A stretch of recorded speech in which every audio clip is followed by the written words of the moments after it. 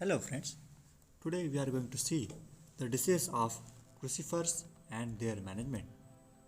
In that, first we will see Alternaria leaf spot. Alternaria leaf spot caused due to Alternaria species. This Alternaria leaf spot causes severe infection in all over the cruciferous plants, and it is essential to manage this disease by studying their characters and their symptomatology. In symptoms, you can find irregular brown to dark brown spots with concentric rings, as you can see in images. There is the formation of concentric rings inside the all brown spot. This is particular marks of identification of any alternaria leaf spot. These spots coalesce to form large patches, but no white fungal growth observed on corresponding lower surface of leaves like late blight of potato. Entire foliage is blighted due to the heavy infection of this alternaria leaf spot.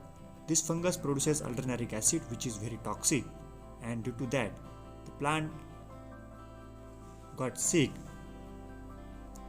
Similarly, dark colored sunken lesions on stolon stem and leaf petioles and defoliation of leaves, these are some symptoms of these alternaria leaf spots. Primary infection of this alternaria leaf spot is always by means of conidia and mycelium, which is present in soil on plant debris as well as infected plant material or plant parts, and they can viable up to 17 months. This serves as a primary source of inoculum, and secondary source of inoculum is by wind-borne conidia or rain-borne conidia.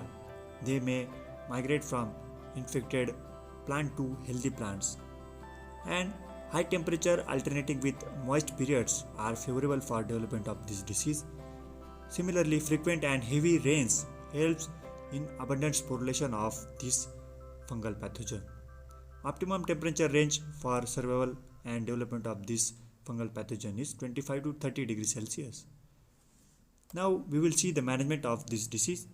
For management of this alternaria leaf spot, we have to use disease-free planting material, then remove and destruction of infected plant debris outside the field, and proper field sanitation, proper fertilization to be maintained to maintain crop growth and crop vigor. Similarly, we can also control this disease by spraying with fungicide like mancozeb, propiconazole, Captan, iodate of 2 gram per kg per liter of water 1 week before the disease appearance, and repeated sprays of these fungicides should be recommended at a rate of 15 to 20 days of interval. The next most common disease of crucifers is black rot of crucifers, and it is a bacterial disease caused by Xanthomonas campestris pathover campestris. You can see the symptoms of this black rot of crucifers. The infection of this black rot of crucifers causes on foliage, resulting in yellow and V-shaped spots arising along the margin, which extend in the direction of the midrib. You can see easily in image there is the V-shaped spots develop in margin along the vein and midribs. Spots are associated with typical black discoloration of the veins. The infection extends through the xylem vessels to the stalk, and the vascular bundles turn black in color. In severe infection, the whole leaf show discoloration and eventually fall off. So this is all about the symptomatology of this disease.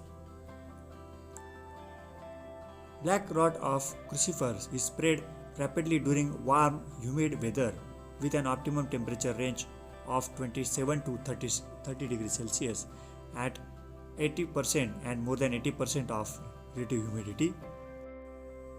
This bacteria enters into the plant system through wounds and natural openings like hydathodes, which were present at the end of the leaves.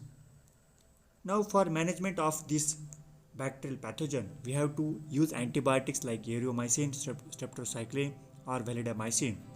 For seed treatment, we can use erythromycin 1000 ppm for 30 minutes is effective in killing both the internally and externally seed-borne pathogen of this disease. Similarly, drenching the nursery beds with formaldehyde 0.5% helps in checking of this disease, and application of bleaching powder will reduce the initial inoculum of this bacterial pathogen which were present inside the soil. So these are all control practices